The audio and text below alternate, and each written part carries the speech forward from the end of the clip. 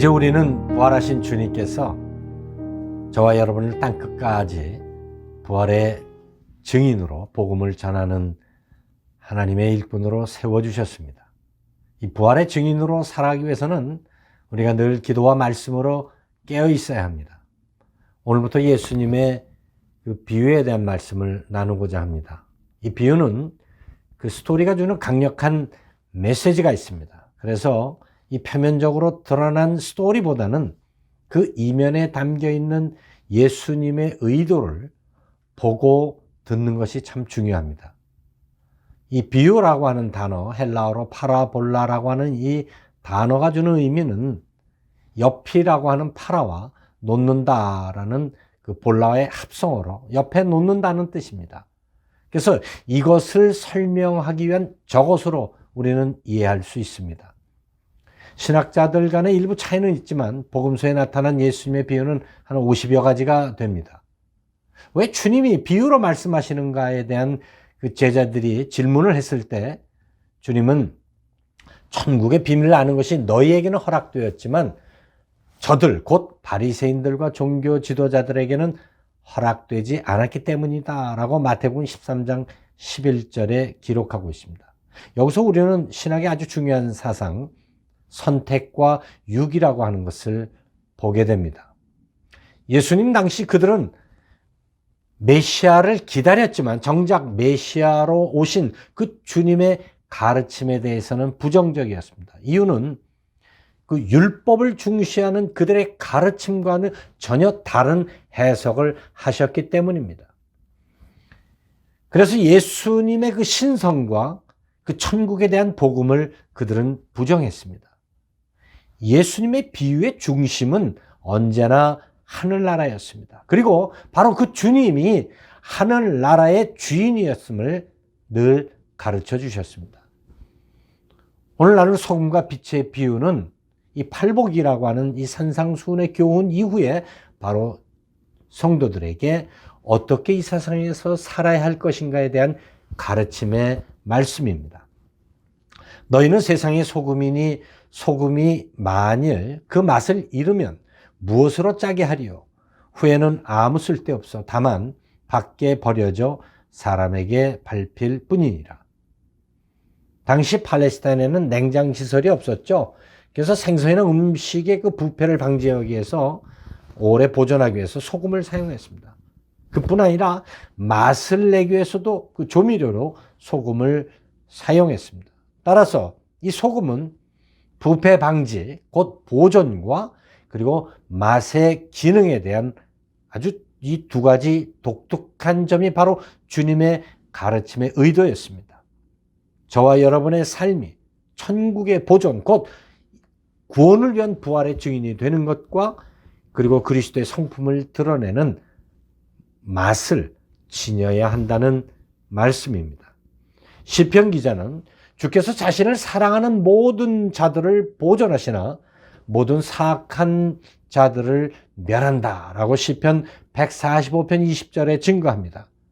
이 구원과 그리고 심판에 대한 분명한 그리스도의 가르침을 전하고 있습니다.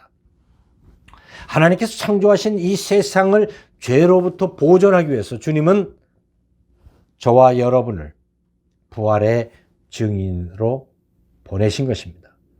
우리가 소금 같은 삶을 살 때 비로소 우리는 그리스도의 빛을 세상에 드러나게 됩니다. 요한복음 1장에서 주님이 어두운 죄악 세상에 오셨지만 세상이 받아들이지 않았음을 기록합니다. 그러나 주님을 영접하는 자, 곧 그 이름을 믿는 자들에게는 하나님의 자녀가 되는 그 구원의 권세를 주셨다고 강조합니다.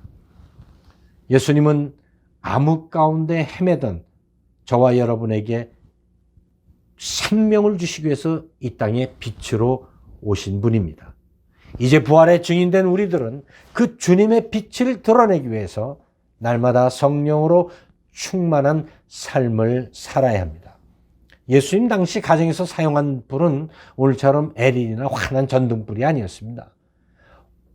등잔에 올리브 기름을 넣어서 그 심지에 불을 붙여 방안을 밝히는 과거 오래전에 우리가 사용했던 바로 그 등잔불입니다. 성령의 기름이 우리의 심령 안에 가득 채워지지 않으면 얼마 못 가 끓음이 나고 냄새가 나는 그리스도인이 됩니다. 우리들은 빛이 아닙니다. 우리는 심지입니다. 그래서 십자가를 지는 제자의 삶을 통해 그리스도의 빛이 온 세상을 환하게 비추는 것입니다. 마치 세례 요한이 광야에서 자신을 나는 광야에서 외치는 자가 아니라 그 광야에서 외치는 자, 곧 예수님의 목소리에 불과하다. 이렇게 말씀한 것 같은 이치입니다. 내가 빛이 되려고 할 때 우리는 주님이 원하시는 그 맛을 잃어버리고 멋을 추구하는 잘못된 신앙에 빠지게 됩니다. 빛의 사명이죠. 이같이 너희 빛이 사람 앞에 비치게 하여 그들로 너의 착한 행실을 보고 하늘에 계신 너희 아버지께 영광을 돌리게 하라. 너의 빛이 사람 앞에 비치게 한다. 맛을 내라는 겁니다. 예수 믿는 사람의 모습, 그리스도의 성품을 드러내는 것이 맛입니다. 그때 많은 사람들이 하나님께 영광을 돌립니다. 그 그리스도의 빛을 통해서 그들이 구원의 반열에 서게 된다는 것입니다. 충분한 성령의 기름으로 우리 자신을 태울 때 비로소 그리스도의 빛이 드러나 하나님께 영광이 됩니다. 여기서 요한은 그리스도의 성품을 드러내는 구체적인 방법에 대해서 착한 행실이라고 말하고 있습니다. 여기서 이 행실이라고 하는 단어의 의미는 이론이나 아이디어가 아닙니다. 구체적인 행동입니다. 예를 들자면 헐벗은 자를 봤을 때 야, 얼마나 너 배고프겠냐? 그럼 뭐라도 좀 챙겨서 먹어라. 옷을 벗은 자에게 가서 이렇게 추운데 옷이 이게 뭐냐? 좀 두꺼운 거 하나 사서 좀 입어. 시장에 가면 얼마나 많지 않냐? 라고 말하는 것과 같은 겁니다. 주님은 우리에게 구체적인 행동을 원하십니다. 먹을 것으로 대접하고 그들에게 입힐 것을 요구하시는 겁니다. 이런 삶은요, 순간적인 판단이나 감동, 충동으로 이루어지는 것이 아닙니다.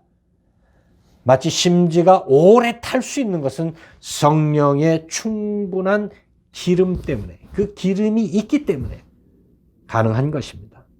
우리 늘 성령으로 충만한 삶을 살아야 하는 이유를 여기서 보게 됩니다.